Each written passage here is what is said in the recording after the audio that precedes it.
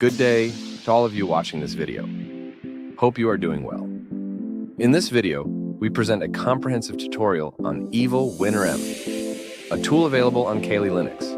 New viewers are encouraged to show their support by liking, subscribing, and leaving comments below. Evil-Winrm is an excellent tool for remote management of Windows computers. We'll demonstrate its ethical usage as an example. It's important to note that viewers should replicate the actions demonstrated in this video responsibly.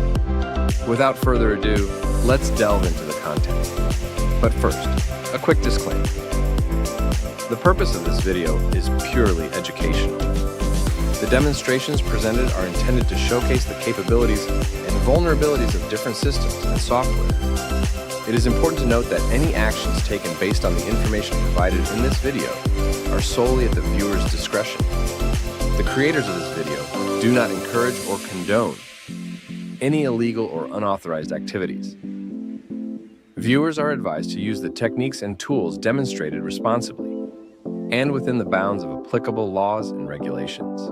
This channel does not promote or encourage any illegal activities. All contents provided by this channel is meant for educational purposes only.